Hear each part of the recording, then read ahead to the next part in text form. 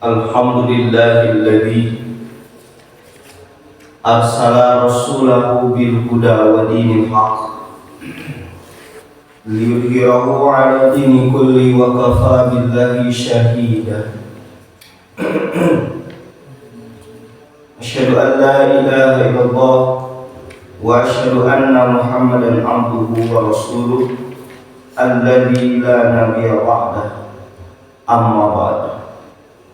Alhamdulillah, segala puji bagi Allah Subhanahu wa ta'ala yang masih memberikan kesempatan kepada kita hidup, yang itu artinya Allah Subhanahu wa ta'ala masih memberikan kesempatan, masih memberikan peluang dan juga waktu kepada kita untuk beriman dan mempertahankannya, untuk beribadah, untuk menambah pundi-pundi amal soleh, serta yang lebih penting lagi adalah Allah Subhanahu wa ta'ala masih menjaga, masih memberikan peluang kepada kita untuk menjaga diri dan keluarga dari api neraka.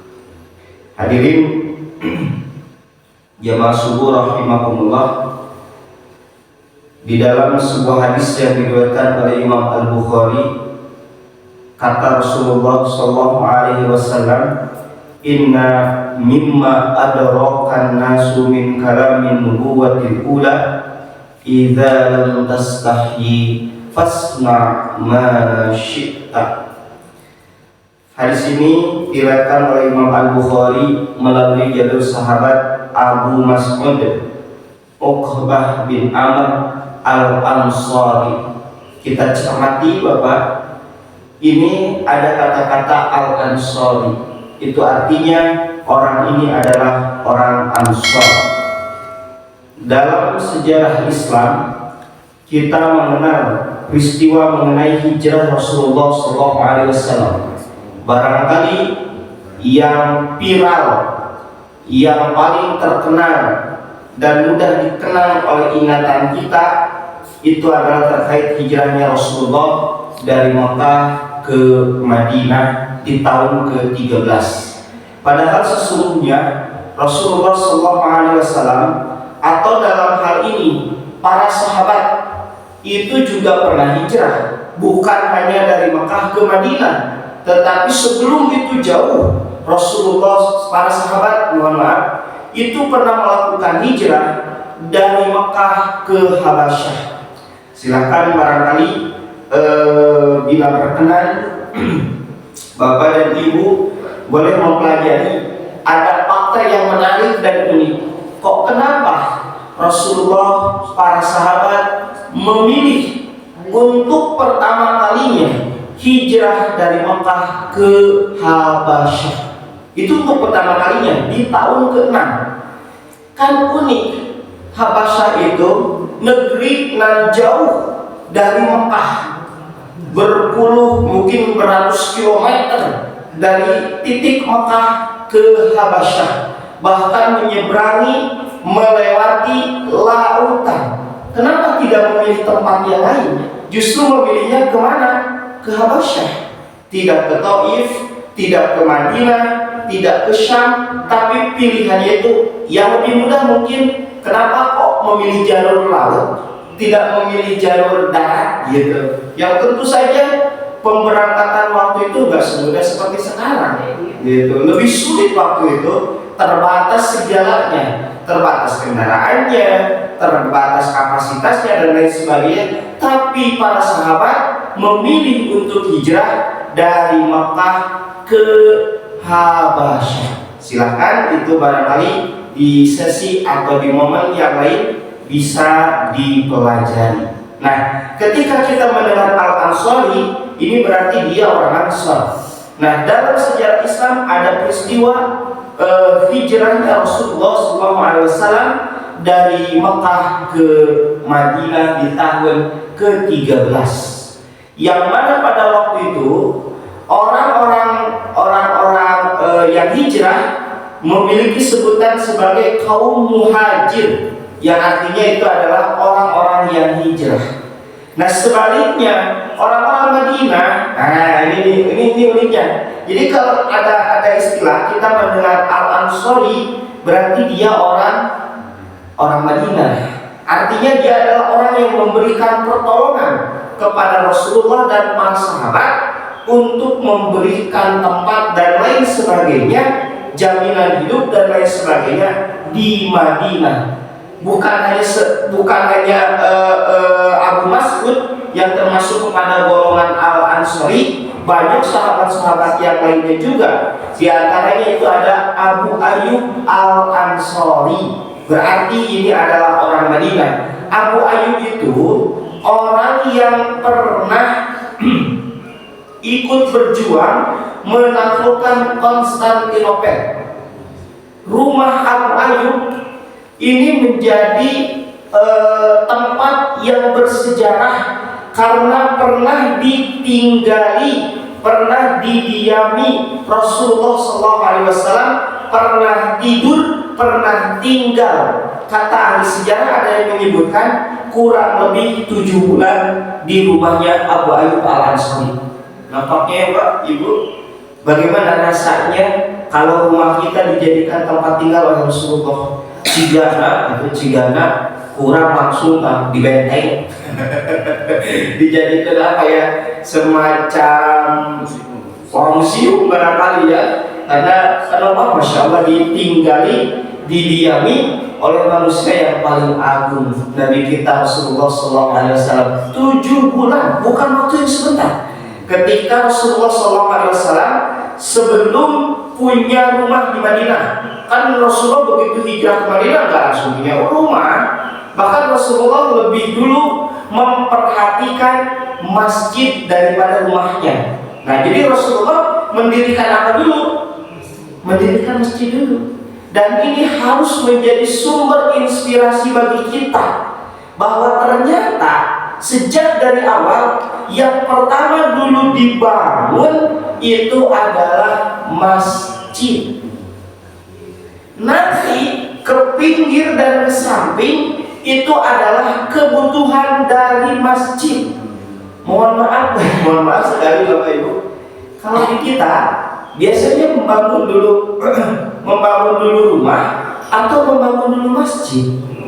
Rumah dulu, kayak masjid di Korea paling adanya anu lahan kosong. Justru seharusnya sentral utama, pokok kita bersosial, berkehidupan bermasyarakat, bermula sentralnya itu di mana dulu? Di masjid. Nanti kebutuhannya apa? Nah, coba kita cek hari ini. Kalau orang, mohon maaf, misalkan marketing atau apa istilahnya itu, menawarkan komplek perumahan, itu pasti di antara yang ditawarkan itu adalah fasilitas umum. Halaman, tempat bermain, jangkauan ke tempat strategis, ke desa, ke kampus, ke bangkol dan lain sebagainya. Itu menjadi daya tawar yang disuguhkan kepada konsumen. Padahal ternyata justru yang harus lebih diutamakan itu bukan hanya fasilitas umum. Terutama di kita yang paling disuguhkan itu adalah tempat hiburan, food, makanan. Nah, itu kan, ini dekat ke tempat wisata, ini dekat ke tempat makanan dan lain sebagainya. Kok enggak ini dekat ke masjid ya? Yang didulukan itu adalah fasilitas-fasilitas itu semua. Justru Rasulullah SAW itu yang pertama dibangun itu apa dulu? Masjid dulu. Baru ke sampingnya itu adalah kebutuhan-kebutuhan lainnya, pasar, tempat hiburan, ataupun yang lainnya. Itulah yang pernah dilakukan oleh Rasulullah setibanya di Madinah, dan Rasulullah tinggal di rumah Abu Ayyub Al-Ansari. Sekali lagi saya ingin menekankan dan menyampaikan bahwasanya ketika kita mendengar istilah Al-Ansari, kita sudah bisa membayangkan bahwa orang ini adalah orang Madinah, terutama yang memberikan suluran tangan kepada mereka yang berhijrah dari Mekah ke Madinah, atau yang lebih terkenal dengan istilah kaum muhajir, orang-orang yang berhijrah. Nah, hadisnya ini diriwayatkan oleh Imam Al-Bukhari, kata Rasulullah Shallallahu Alaihi Wasallam, sesungguhnya ungkapan yang telah dikenal orang-orang dari ucapan nabi-nabi terdahulu. Nah, kata Rasulullah, ungkapan yang sering diucapkan oleh nabi-nabi dulu, berarti termasuk oleh Rasulullah, nabi kita, nabi terakhir, gitu. Diucapkan pula oleh nabi-nabi terdahulu, nabi-nabi sebelum Rasulullah SAW, Nabi Muhammad, sebelum Nabi Muhammad. Itu ucapan ini kata Rasulullah, idza lam tastahyi fasna' ma syi'ta. Kata Rasulullah, apabila jika engkau tidak malu, berbuatlah apa yang engkau suka. Mun teu boga kaena, mangga pidamel sesuai kehendak hati, semau aku, semau gue, maksudnya pengertiannya naon deui itu silakan. Kalau tidak punya malu, maka lakukanlah apa yang engkau mau, apa yang engkau suka. Ini juga sering kita dengar di tengah-tengah masyarakat. Saya tak memuji nawe ciga gitu. Manya ciga gitu, baik dan sebuah kaelah tuh bahasanya teh gitu. Nah, cenah kandal kulit naon Pak? Itu bahasanya teh juga juga. Masih penting ada istilahnya kandal kulit, namanya gentos kurang air terausinnya. Eta bahasa dulu lah, itu istilah saja. Kandal kulit beget gitu bahasana teh gitu. Gentos kenapa bobot rasa gentos kunaon atuh? Kandal kulit sawah-awak cenah naon geus teu boga kaelah. Bahasana kan itu ungkapan di kita kan. Kalau orang kesal, kalau orang yang kesal, maka biasanya dia akan melakukan silahkan lakukan geus teu boga kaelah cenah itu bahasanya. Nah, Bapak Ibu rahimakumullah, hati-hati cermati kalimat ini nih. Kata Rasulullah, apabila engkau tidak malu, lakukan apa yang kau suka. Berarti lamun kitu mah boleh atau melakukan sesuka hati. Pancen Rasulullah oke, kalau tidak malu, lakukan apa yang kau suka. Sampai lamun teu gaduh ka simak mana pidamel, lakukan silakan apa yang kau suka. Berarti boleh. Nah, hati-hati nih, bukan berarti jadi boleh.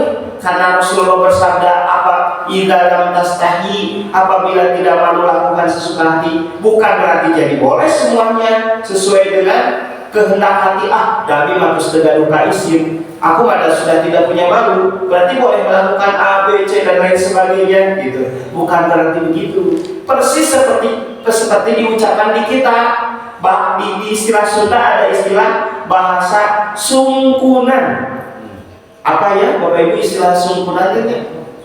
Bahasa Indonesia kan namanya istilah sungkunan. Nyungkun, bahasa Indonesia kan namanya nyungkun. Apa Bu? Nyungkun apa bahasa Indonesia kan? Nya nyungkun. Ya kan? Ya, di Sunda ada istilah nyungkun. Nah, nyungkun. Contoh misalkan anak pulang sekolah langsung makan bok gitu. Sok we beakeun, sok beakeun bae kudu ingat ka bapa maneh. Tah eta teh menyuruh makan, menyuruh berhenti. Tuh, nyuruh berhenti, tapi kalimatnya silakan makan, sok we makan. Habis we bapak ayahmu gak usah diingat gitu. Baik tok nyebut ke bapak aja. Nah, itu kan bukan berarti harus menghabiskan, justru harus apa? Harus berhenti. Sok we beakeun, sok saekeun sok. Tuh solusi mama oge cenah. Saekeun mangga cenah. Bae si bapak mah keun teu kena diemutan. Tah itu teh bahasa-bahasa apa? Nyungkun. Itu ya. Kata Rasulullah, idza lam tastahi, apabila tidak punya malu, lakukan sesuka hati. Nah, Bapak Ibu rahimakumullah, kata para ulama, ini intisari dari beberapa sumber. Kata para ulama, di antara ciri orang akan celaka itu ada 5. Salah satunya yaitu qalilul haya, rendahnya malu. rendahnya rasa malu. Kata para ulama ada lima ciri orang akan celaka. Satu, keras hati. Keras hati ini disebabkan pertama tidak mau mengingat Allah Subhanahu wa taala. Kedua, menolak kebenaran. Walaupun padahal kebenaran itu nyata, nampak, jelas, terlihat oleh matanya, terdengar oleh telinganya secara langsung. Di kita sering mendengar ada ungkapan benar-benar nama manhajakam, datang dari anak kecil, datang dari bawahan. Coba kita berpikirnya balikan. Baik, datang nanti budak detik oke. Datangnya dari anak kecil, datangnya dari bawahan, datangnya dari karyawan, tapi tidak benar. Inilah diantara penyebab kerasnya hati Abu Jahal, kerasnya hati Abu Lahab, karena menganggap yang diangkat menjadi Rasul itu jauh lebih apa ya Pak? Lebih sebawahan gitu, lebih ya tidak lebih dari dirinya, tidak lebih kedudukannya, tidak lebih kekayaannya, tidak lebih yang lainnya. Maka itulah kenapa Abu Jahal, Abu Lahab hatinya menjadi mengeras, padahal mereka tahu persis bahwa Muhammad itu tidak pernah berbohong. Kan yang memberi gelar Al-Amin itu siapa Pak? Tidak pernah saya menemukan Rasulullah mendeklarasikan saya Al-Amin, tidak pernah. Justru yang memberi gelar Al-Amin itu siapa? Orang-orang Quraisy. Artinya mereka tahu Muhammad itu adalah orang jujur, tidak pernah berdusta. Artinya ketika Nabi mengatakan ini Rasulullah, aku menerima wahyu, aku menerima perintah untuk mengingatkan kalian, berarti itu adalah perkataan yang jujur. Kalau kepada orang yang jujur kita harus percaya atau tidak percaya? Justru akal menuntun kepada orang yang jujur itu harus percaya. Kenapa?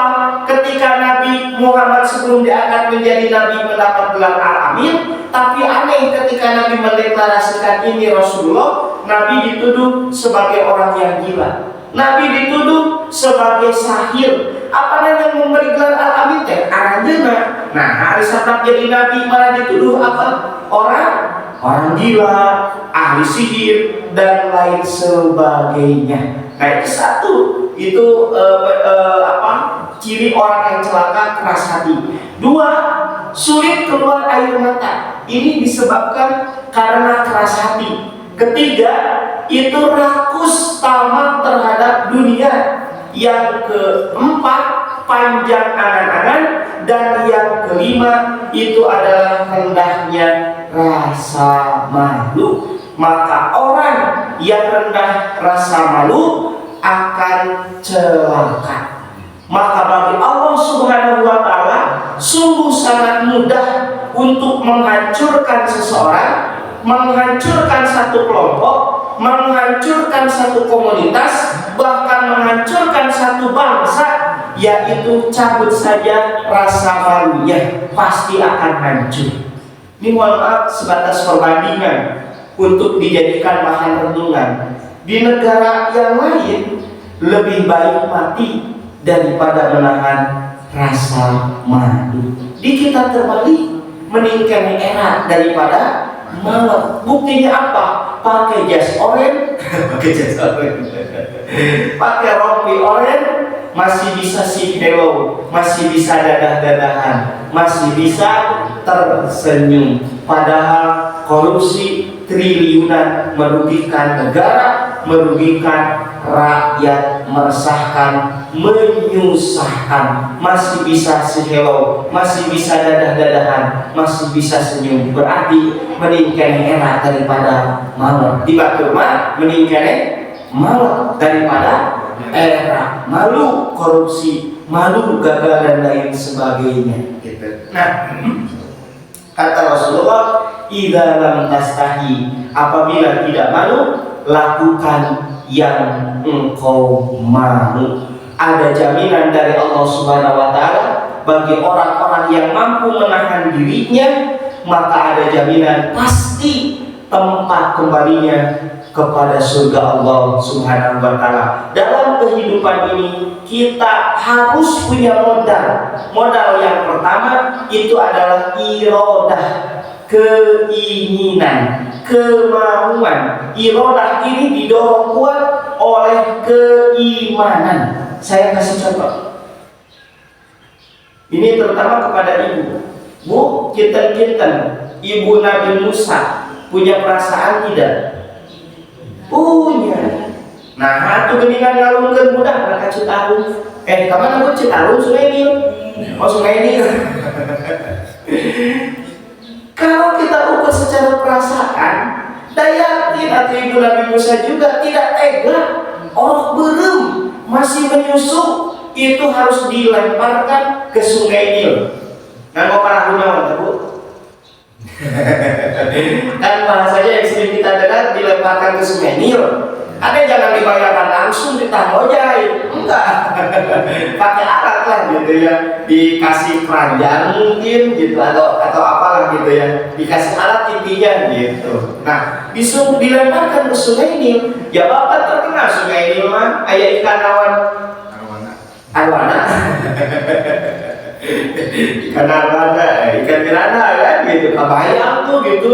Jadi kumaha gegebegana perasaan seorang ibu gitu, harus melemparkan anaknya ke Sungai Nil yang kita tahu bagaimana bahayanya. Boleh ke Sungai Nil, imam budak ibu tong bayi, anak TK, TKB SD atulah SD cobian kurang alungkeun ka Citarum.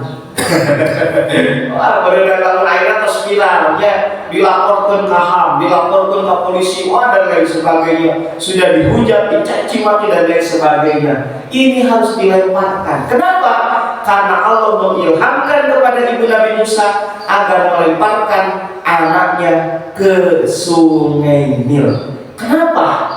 Begitu beraninya ibu Nabi Musa melemparkan bayinya yang masih merah, yang masih menyusu, karena yakin Allah Subhanahu wa taala pasti akan menolong dan menyelamatkan.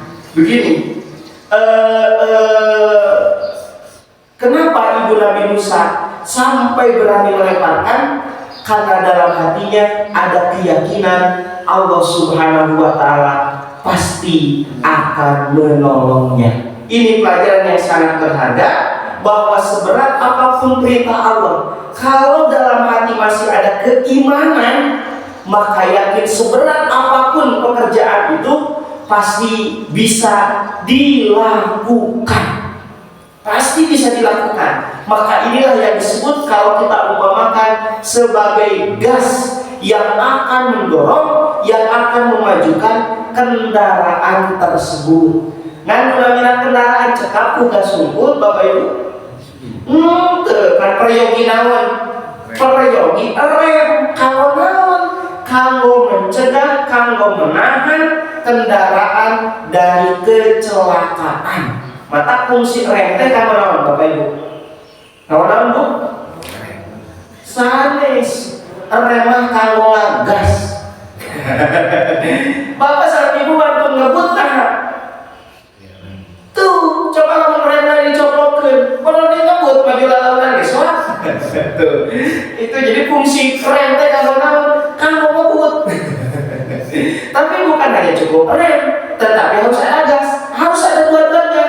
Rem hungkul moal maju, gas hungkul soal, maka kita harus punya kedua-duanya. Harus ada gas yang memajukan kendaraan itu, harus ada rem untuk menahan laju kecepatan agar selamat sampai ke tujuan.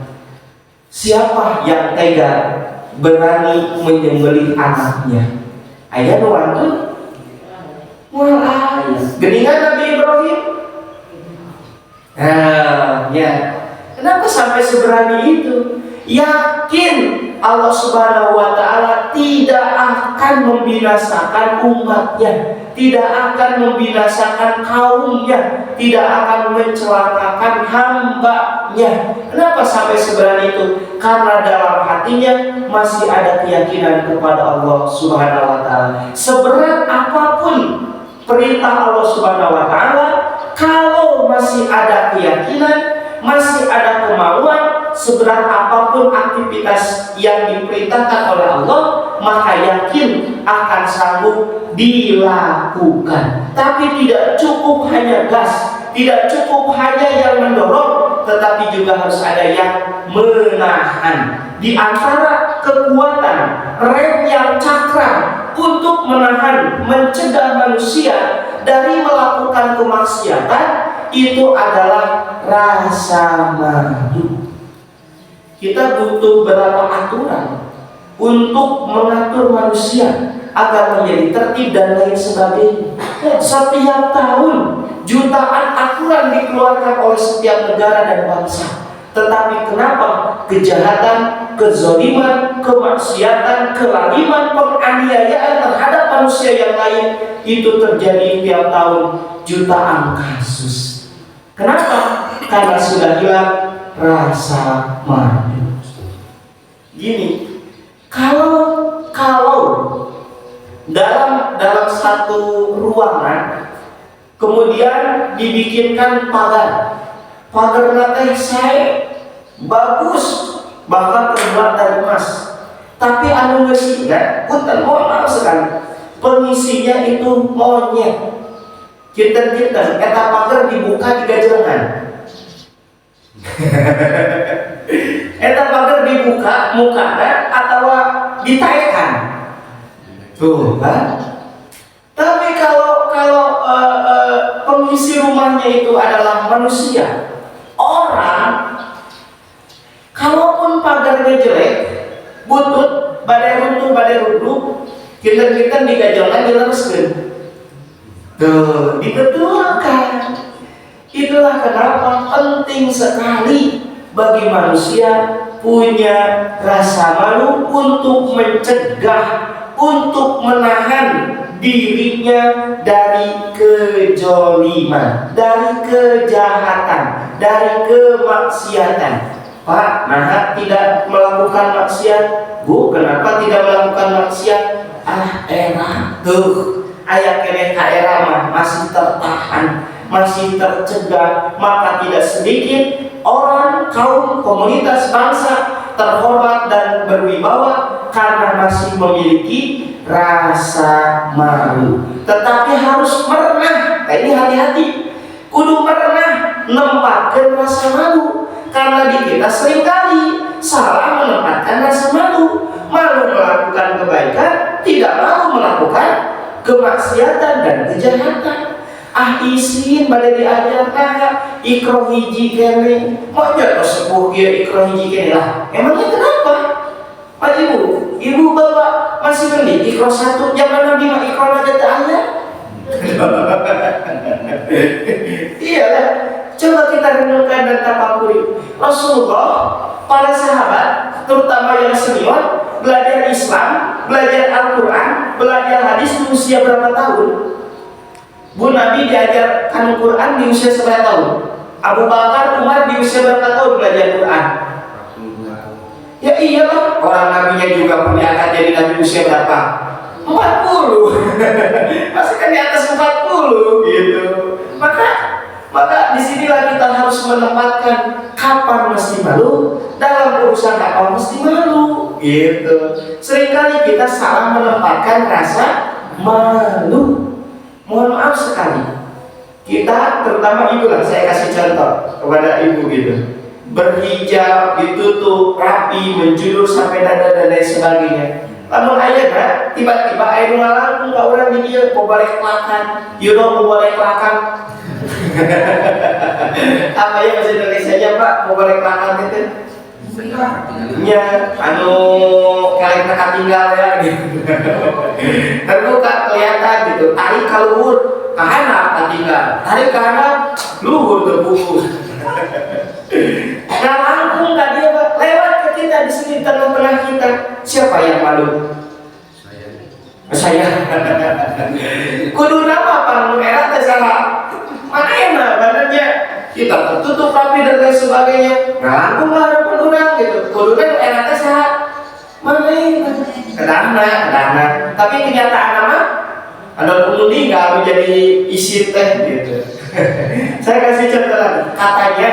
Katanya di media saya dengar di negara Amerika ada satu daerah, ada satu tempat yang kalau kita masuk ke daerah itu, mohon maaf, semua pakaian itu harus ditanggalkan, kudu dilepas.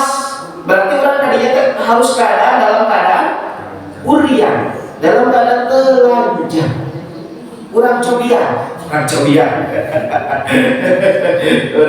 cobian adalah maksudnya itu apa?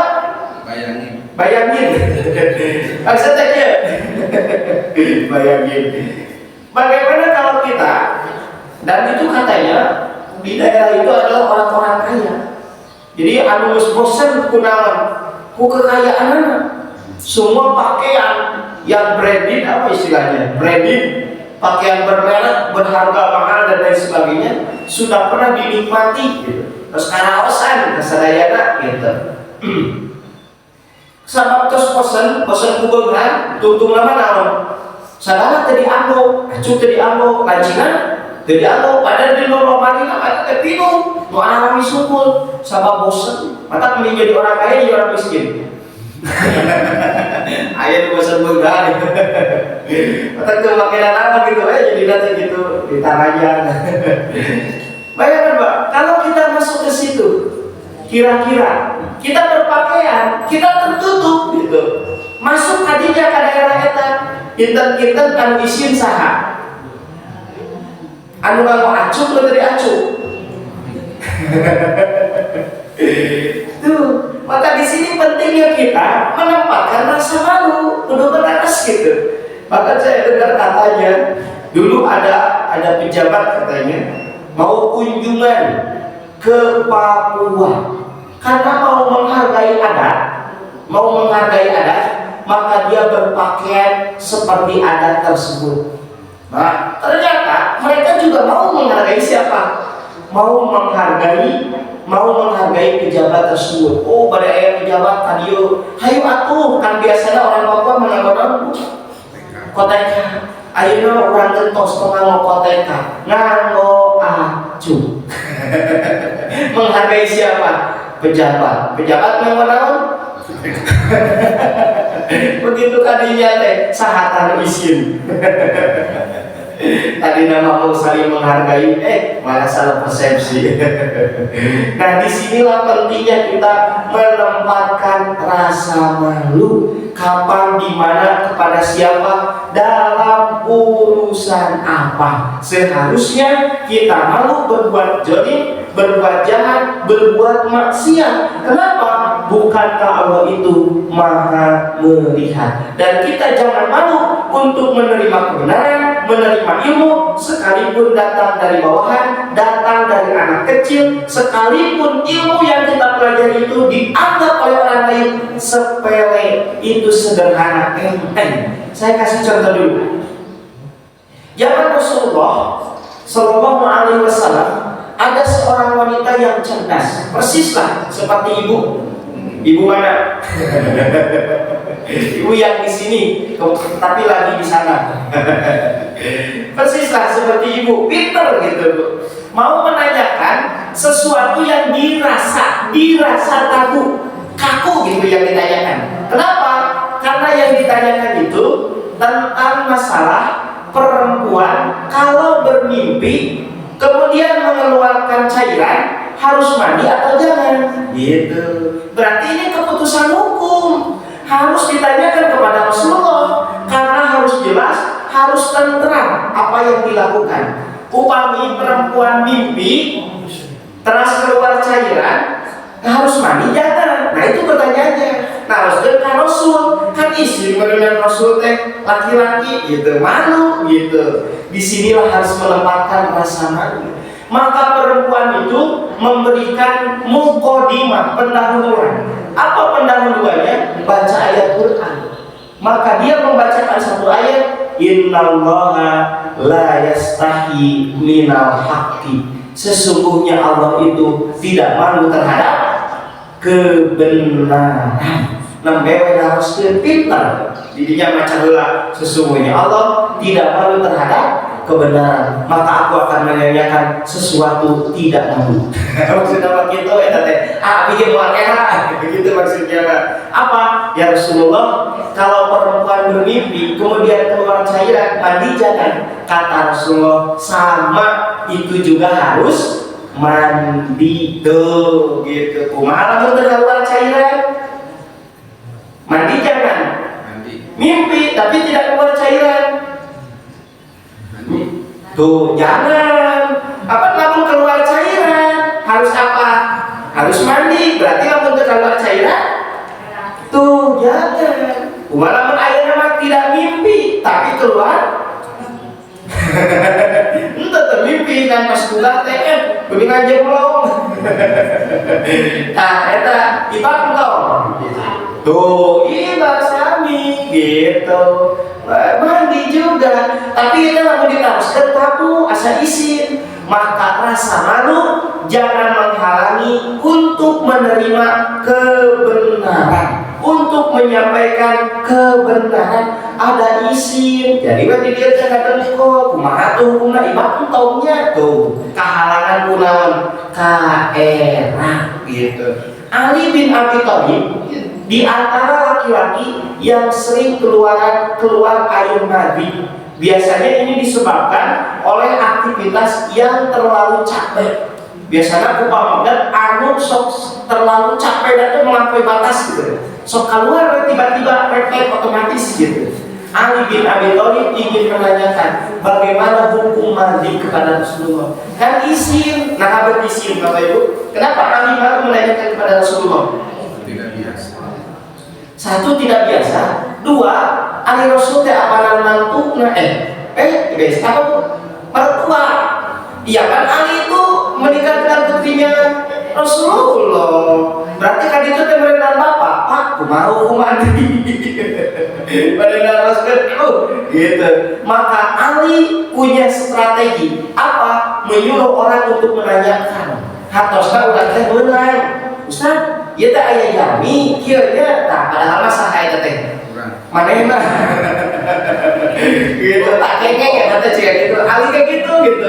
Jika itu cerita teruskan ke Nabi bagaimana hukum mandi gitu. Itu silakan gitu. Jelas ya? Jadi hati-hati, kita harus bisa menempatkan rasa malu. Terakhir saja, bagaimana hebatnya rasa malu bisa mencegah, menghalangi orang untuk berbuat maksiat. Tetapi sekali lagi kita harus bisa menempatkan rasa malu. Jangan sampai rasa malu yang dimiliki oleh manusia menghalangi manusia untuk menerima kebenaran, untuk menyampaikan kebenaran. Sebagai penutup saja, di zaman Khalifah Umar bin Khattab ingin mengecek sampai di mana tingkat keimanan rakyatnya. Maka Umar bin Khattab melakukan belusukan. Ternyata wartawan. Belusukan. Nah tentu saja belusukannya ke daerah. Karena kalau di kota, di tengah-tengah itu besar kemungkinan banyak rekayasa. Biasa kan lamun jeung apal mah sedramat-dramatna gitu. Maka Umar bin Khattab belusukannya ke daerah pinggiran, ke pesisian yang dimungkinkan di daerah itu tidak ada orang yang mengenal. Nah, maka Umar belusukannya kemana? Nah, ke Umar Abdul. Kalau nggak salah bukan Umar, generasi setelahnya. Umar kalau itu ya. Umar ya, belusukan.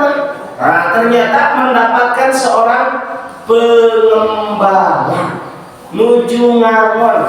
Ari ngamon di mana negarana Bapak? Bukan 1, 2, 10, 20, bisa mencapai ratusan, banyak gitu. Nah, ketika bertemu dengan seorang ra'i, seorang pengembala, kata Umar bin Khattab, "Hei pengembala, aku beli 1 kambing. Ya Tuhan, ini bukan milik saya. saya hanya sebatas pengembala, ini milik majikan kami.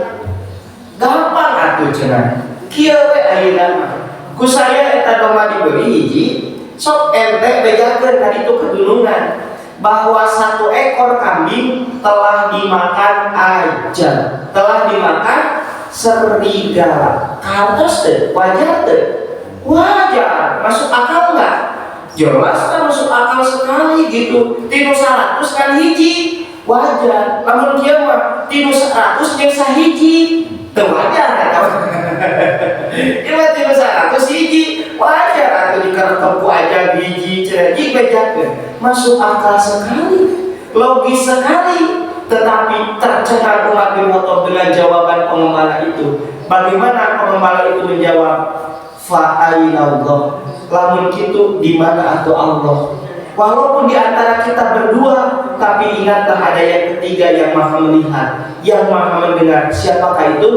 Allah. Nyakekan duaan, tidak ada yang ketiga, tidak ada yang melihat, tapi ingatlah Allah maha melihat. Malu dilihat oleh Allah Subhanahu wa Ta'ala, terjadi maksiat di kita, aneh, tercengang, kaget. Dari 45 anggota dewan, yang 5 orang tidak korupsi. Nu 40 begitu diperiksa, ini perintah siapa, ini perintah siapa, ini inisiatif siapa? Jawabannya tidak tahu, tidak tahu, tidak tahu. Mungkin enggak ada sholat berjamaah ke aya imamna, ke aya qomat, maknya mungkin.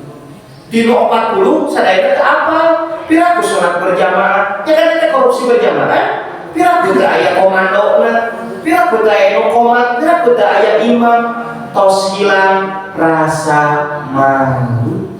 Kalau bawahan dan atasan sudah bersekongkol, maka akan lahir kejahatan-kejahatan. Maka yang dapat mencegahnya itu adalah rasa malu. Hilang rasa malu, pasti akan hidup semau gue. Domba-domba kuring, hirup-hirup kuring, kumaha kuring.